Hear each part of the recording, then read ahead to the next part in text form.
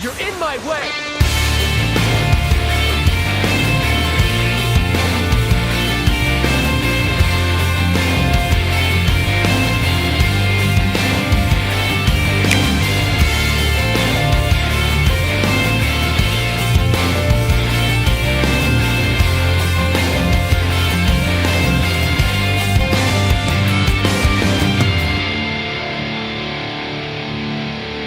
Hello, my other wild cards of the internet. It is I, Multi-Man of the Hero Font Arcana, and welcome to this review slash I'm gonna just talk about Persona 5R because I like Persona 5. Here's a link in the video to the original Persona 5 video that I did like a few years ago. That being said, welcome. I don't know how long this video is going to be. I'm going to have the card game, Tycoon. I'm going to have that in the background of this video probably because I don't want to show off too much spoilers. Considering when I did my update video, technically it had quote-unquote spoilers. Nothing too heavy, mind you, but spoilers nonetheless. And I mean, this is going to be me talking in gist about the game anyways, so it's going to have spoilers as well.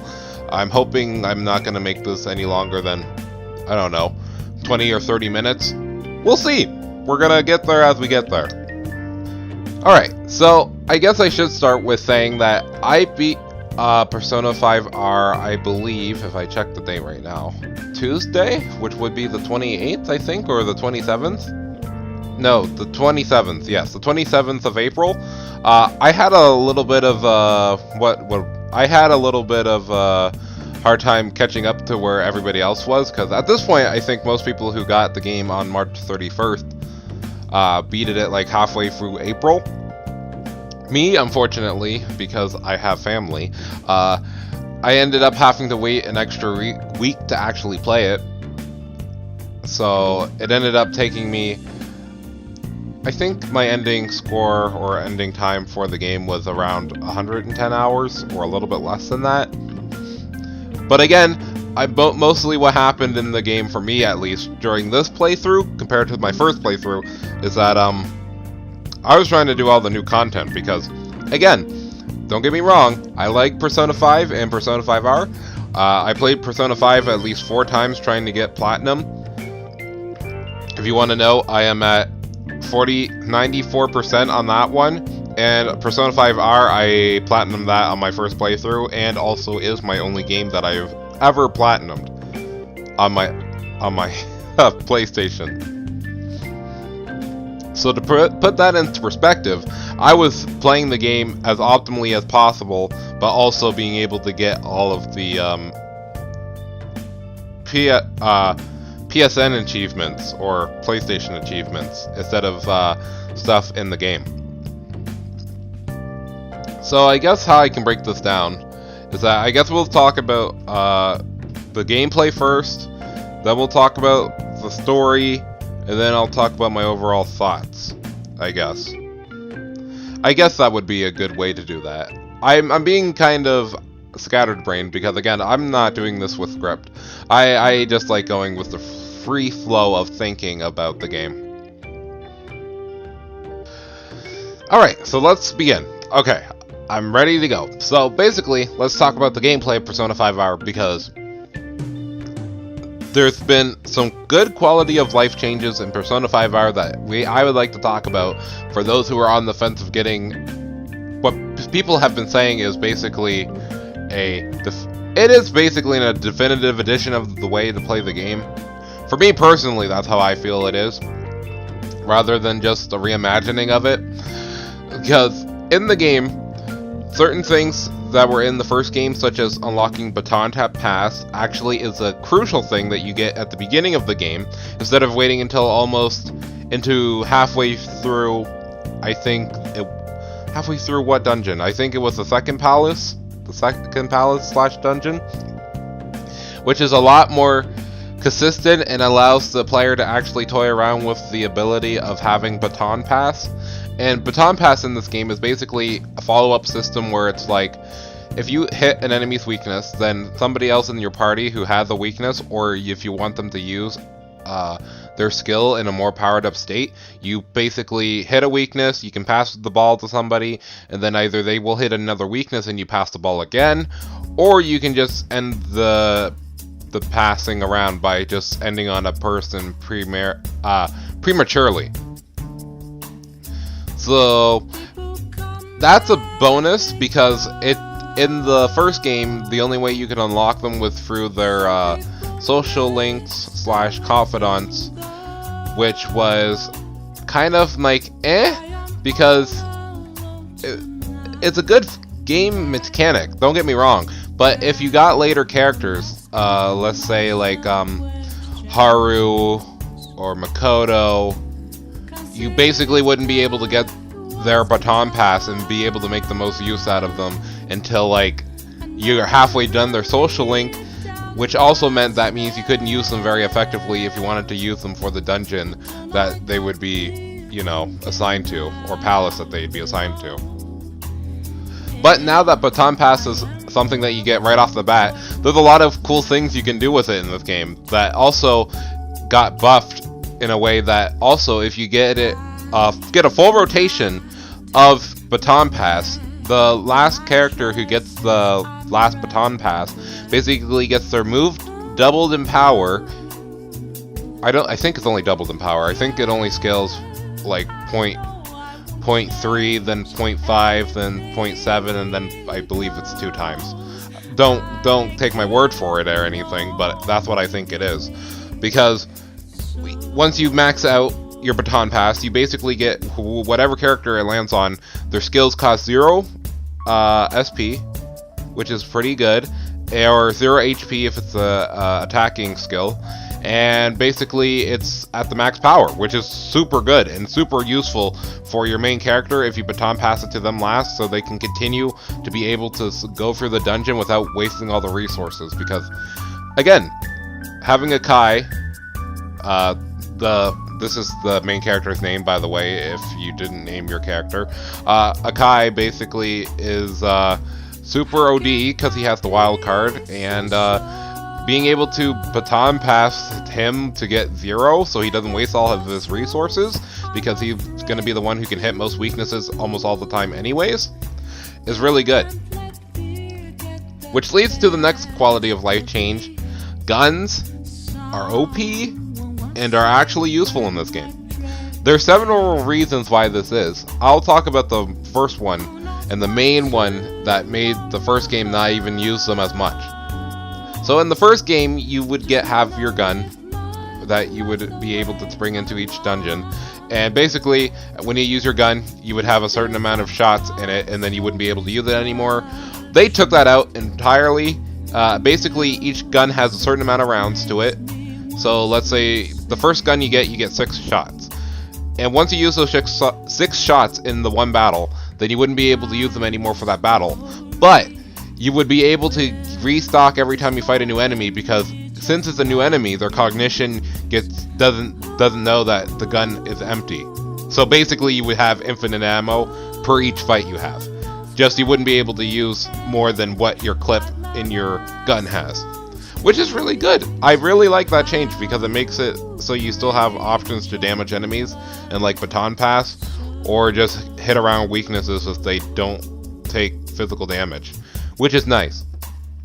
Also, there's a skill that you get from a confidant later that literally makes the main character negate any gun resistance. So basically, he can literally shoot anybody and do like full amount of damage, or get status elements on them, because also in this game with customizing your guns, they don't just upgrade damage and accuracy, but you can also get ones that give you different types of elements, status elements put on them.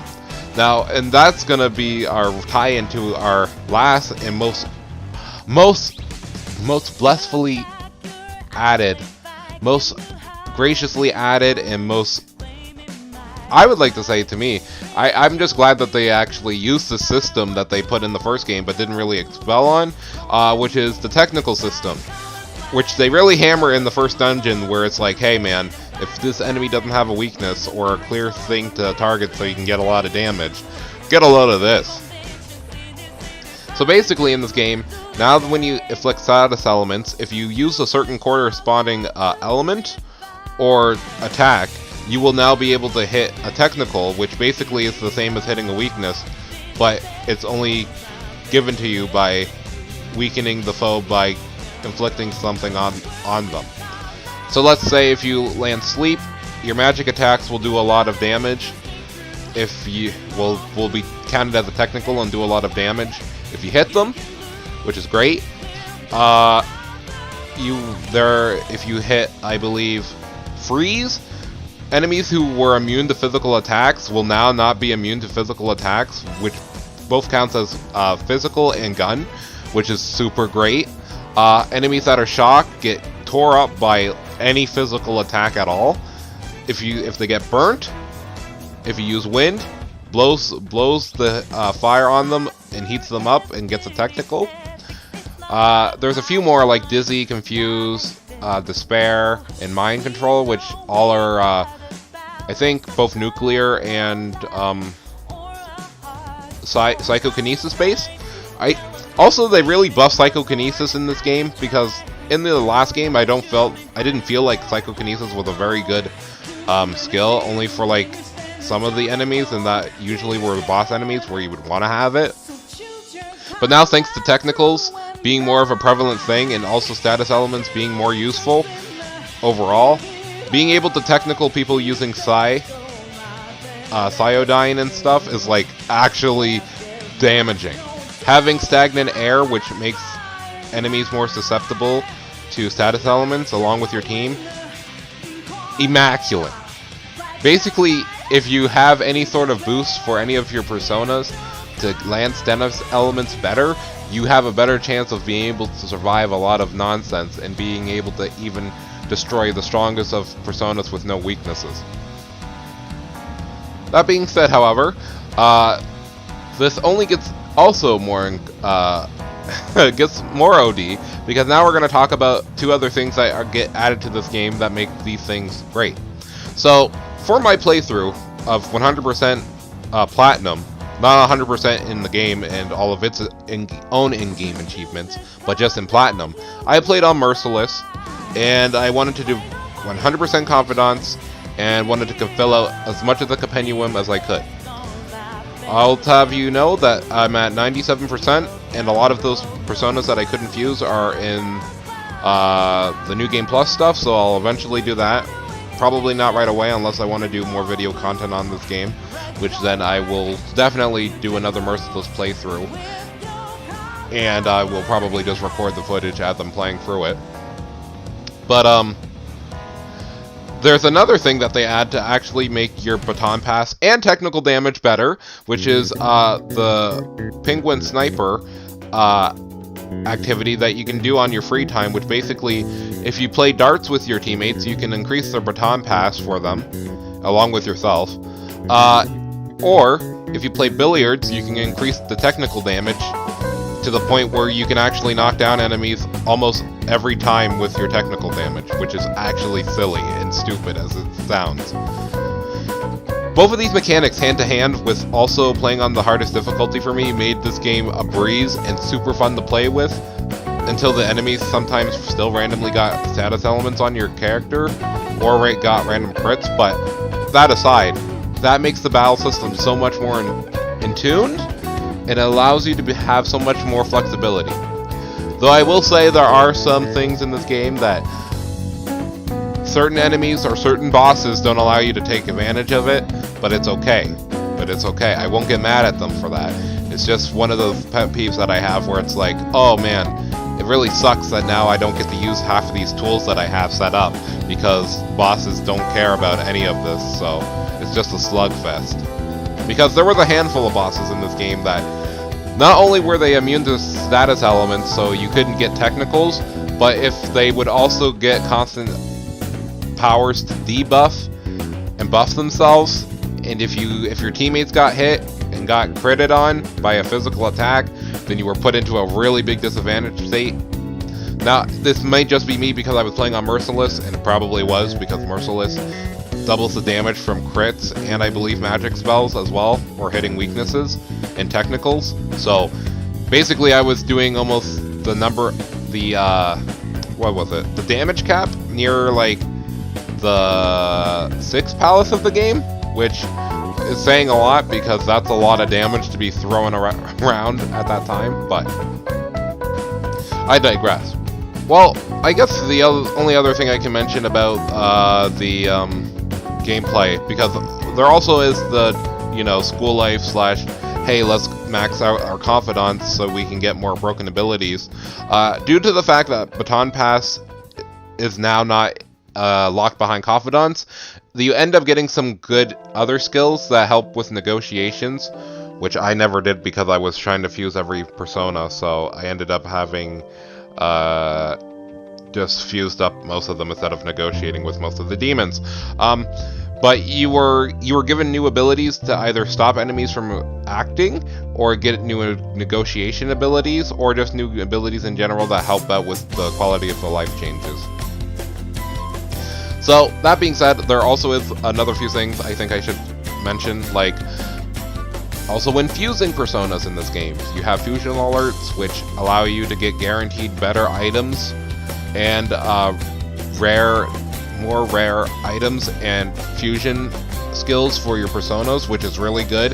That's how I was able to get through my merciless difficulty run within under like 200 hours. I'm pretty sure most people who played the game got 200 hours. Me, I got like half of that because merciless, and also me skipping all the cutscenes that weren't new because I just wanted to see new content was like my main priority. But no, fusion alarms, OD. I'm really glad that they have it. If they bring it back in the next game though, I wish they nerf it a bit, just a bit, so it's either an item that you can buy so it's not as prevalent, because as it stands, you can really abuse it in certain situations, like going into mementos and using Ryuji's confidant ability to, what's it called? Insta-kill, where you run into shadows that are lower level and you instantly kill them. That counts as a battle, and also counts to the number counter for how many battles you need to get a fusion alarm, which is, again, I still think it's good, but I think you can abuse it quite a bit if you're in like a place like Mementos. You won't abuse it as much when you're inside one of the major palaces though, because most of the time you don't want to run back halfway through trying to make progress anyways. It's just only in Mementos where I feel like you can abuse a lot of stuff. Because also, talking about quality of life changes for the gameplay, our good boy Jose, is it Jose or Jose? I think they call it Jose. I think they call him Jose. Anyways, he is the thing that makes Mementos 10 times more fun, because basically what he allows you to do is get more money, more items, and more experience from being in Mementos, so you don't have to grind your butt as hard as the first game. They got special floors, and they got stamps for you. Stamps allows you to get items from him, which also will in turn help you get a bunch of healing items to stock up for all the palaces that will end up draining a lot of your MP and stuff, so you can continue doing that. Also in this game, they are very, very, very helpful with getting you SP items. Like, I will say that thank you, Atlas, for allowing us to actually have ways to restore our SP in this game, because gosh dang, in the first game, it is so hard to manage SP because you barely get any. And again, you don't have the baton system where you can just reduce all of your the amount of SP you use all the time. So it is a welcome change, and I really enjoyed that, because again, even when you get to endgame, you're still going to be using a lot of skills that cost a lot of SP if you want to do a lot of damage. So I'm just glad that they gave you so many, and just being in Mementos gives you like a lot of 50 SP items, and even full recover ones. And Jose still has stuff for you, like stuff you can use for fusion, flank cards, for training your personas, and for status elements. Basically, all I'm saying is that the quality of life in this game was immaculate. I honestly can't tell you how good this game's gameplay increased because of all of these things that make it better. Like if you get the dirty clothing, You can now sell it at a shop that gives you money, so you don't have to worry about struggling for money as much in this game or having to grind as much. Even though in Mementos, if you get a bunch of if you max out your item, or how many items you get per the diamond crates in Mementos, you shouldn't have to worry about money either, because I'd go in for a run for just like collecting stamps and also doing whatever missions I would have to do for that for that month of like getting a new character and then getting new requests, and then I would come out and I'd be like, oh yeah, I just made like a million yen, you know, just in a day's work for a Phantom Thief. But no, I think that's all the quality of life changes that I'm gonna talk about, because now I want to get into the story. Now we're gonna get into the good stuff. Because, okay, we're gonna just talk about. I'm gonna say this again, if it already wasn't clear. There's gonna be spoilers. Probably spoilers is gonna be in the tag of the video. Spoilers is probably gonna be in the title of the video. I'm gonna put spoilers in Persona 5R as the thumbnail as the video. So if you're at this point and if you're gonna get spoiled on these story events for what got added to Persona 5R, I don't want to hear it. Okay? Thank you.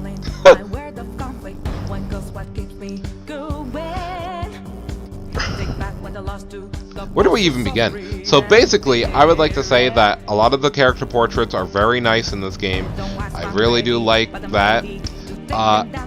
Going along with another gameplay aspect that I wasn't going to bring up because I wanted to bring it up with story. Now that Josei is a thing, he brings in a few more elements, not only himself with selling stuff in the stamps and mementos, but also gives you a wish star, which in the game, you now have these things called showtimes, where two of your characters will have a chance to activate a showtime event, which basically shows off this really cool, flashy cinematic where, you know, two of your characters will end up doing a lot of damage to an enemy by doing a really cool cinematic. I like it a lot. And as you progress in the game, you get more and more as you're getting to these palaces and you're proceeding with the game and with your confidants with them. And basically they're like, oh man, hey Ryuji, I have this thing I wanted. Hey Yusuke, I was thinking about the same thing, so why don't we make it really cool in our battle if we did this cool thing? I'm probably showing some of them on screen as we're talking about this part, because I did film footage from the Thieves' Den, which also allows you to rewatch videos or cinematics from the game, which is very useful for content making, as you can tell, but it's really great. I really much appreciate it, and it adds a lot more to the characters and their dynamics and how they view their relationships with other certain characters, which is nice. But now we're going to go into the actual story stuff, instead of just that extra gameplay stuff that I was talking about, where we get the introduction of Kasumi and Maruki. I think that's his name. If it's not his name, please do not crucify me. And I believe those are the only two new characters that are added. But they add so much to the story, because so basically how this game works with its new story is that it implements it in such a smooth way that it's almost kind of weird in a way that that if somebody is playing this for the first time and doesn't go for a 100% confidant run, I'm not sure how they feel about playing a New Game Plus game, because I mean they still get the same experience from people who play Persona 5, don't get me wrong. But I'm pretty sure if you don't max out certain confidants before you're finished the game, then I'm pretty sure you get the standard P5 ending. I'm not sure, again, I didn't do that because I wanted to 100% platinum this game this time around. So I made sure that I did that and did everything possible in my first playthrough, which I did, and I'm happy about it. But no. So basically, the story beats are now revolved around. There's certain new scenes that are revolved around our new two characters, which one is being a counselor that comes in after the whole incident with Kamoshida, and Kasumi, I think middle school gymnast who basically is struggling a little bit at the time to find the passion and motivation to become, or train herself harder to become better at gymnastics. She feels like she's losing heart at it. So basically how this works is that in the story, now they implement these two characters very well. Most of them don't get too much shine other than their confidants up until, I believe it's the 7th palace, or it's the secret 8th one, where after you fight Yagabout, most people will notice the difference right away. Once you get to Yagabout and finish that palace, that's when the changes to this game really start showing. And if you didn't complete certain confidants, you couldn't trigger, I believe, some of these new things that you would get in the game, and you would only discover them on New Game Plus. I'm pretty sure, at least. That's just also me. But basically, our counselor, who was now for all of the cast, was counseling them, and he was talking with them about their dreams and stuff. You will, at the end of the game, where you would originally end, some new things happen that change up the whole dynamic of the story, and how the characters and the whole world of Persona 5 ends up being and changing for, I would like to say, more a dynamic ending than the first one, because it actually really does put it into perspective how much of a change it is to have this ending than the regular one, because it brings a lot more things to light that I never really would have thought of. So basically, remember Kasumi, who we were talking about? Her name is actually Sumire, and actually her sister died, and she took her name and her appearance as hers to be able to heal herself and make it so she didn't feel bad about killing her sister. And instead of feeling bad about it, she became her sister. And Mizuki, the counselor, was actually the one who suggested that to her. And he also had the power of a persona, which basically allowed him to rewrite somebody's cognition of their own desire. So basically, since Sumire wanted to be like her sister Kasumi, who'd passed away, and she felt regret for allowing that to happen. It wasn't technically her fault, but it was also, but it really wasn't. But she's grieving over it and feels bad because everybody liked her a lot. She felt like everybody liked her sister more than her, and that her dying basically was like it's a service for everybody else. And so Maruki, am I mixing up names? I might be mixing up names at this point, but Maruki basically ends up having the final palace of the game, which is only brought up after you get your now new scenes for your Christmas and your New Year's event, which seems off because everything that you wouldn't expect to be in this game would. Certain characters come back to life. Certain characters talk about other characters that weren't mentioned for a while, and everything seems super overly happy and as if, we're living in a dream.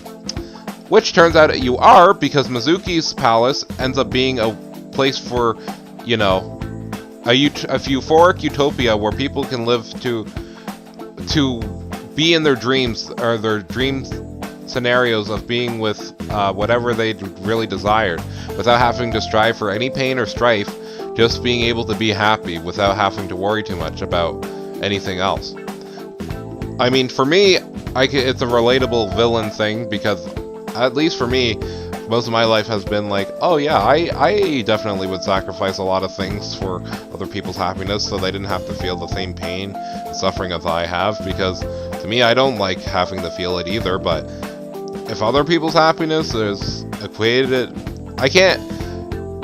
for me at least personally, I do think that if I can give a little bit of my happiness to somebody else, then that's better, because being happy by yourself and seeing other people miserable is kind of sucks, and it doesn't make you feel any better because you feel guilty for being happy. So in the end, if you can sacrifice your own happiness for others, wouldn't that be a good thing?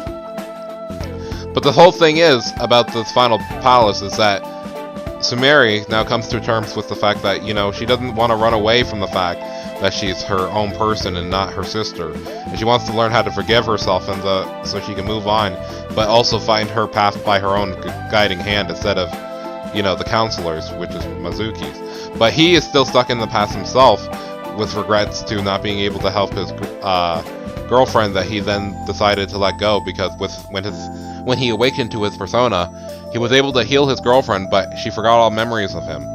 So instead of pursuing that and pursuing her girlfriend, who forgot all about him, he decided to just focus on his research so he could heal all the mended souls who ever got unjustly punished or felt bad for no reason other than, you know, it just happens, and the world is a cruel place, and it has a lot of pain and strife, but that's what makes the good times good.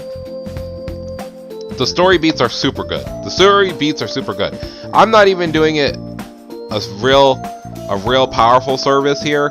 I'm just saying what I just wanted to get off my chest because I wanted to make a video on this because, again, this game really did bring a lot out of me when it came to the end, because I'm like, gosh, I relate to these problems so much, and it's like, dang it, letting sorrow from the past get you down and making a world where nobody else has to feel it because you're sacrificing yours for them is admirable, but also kind of scary because it's not their choice. You're saying that because you're making this and you're trying to force it upon everybody who may not agree and wants to find a path for themselves, doesn't make it automatically better. But at the end of the day, it has a really cool boss fight. It has a really cool final song. It's overall good, and also you get Akechi back because he doesn't die in the palace of Shido instead, and now he's alive. But then you get to actually be on a party of, I think, 9 characters, right?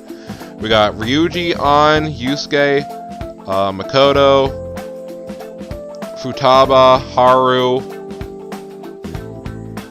Did I say Morgana? Sumire, and Akechi. So yeah, you get 9 characters plus yourself, so that's 10 characters. You get a party of 10 characters at the end of the game where you go into this final palace. And boy, oh boy, was that great. It was super fun. Even the final palace, I would like to say its gimmick wasn't even that bad. I think it was fun, but it was like getting into the mind of somebody who basically said, this is what should be best for the world, where nobody has to suffer or find pain for trying to strive for their goal. They should just be able to get it when they're genuinely nice people, and everybody should be able to just be happy. Instead of suffering under people who would just make other people suffer for their own selfish gains, right? At the end of the day, you can even choose a second ending, which is basically the ending which most people were thinking of in the first game, where it's like, man, I really wish the outcome was a bit happier, instead of, you know, oh, well, they got back together, but then they all left, and they all didn't stay together. But you can get a false ending, which is basically you stay in the dream world of, I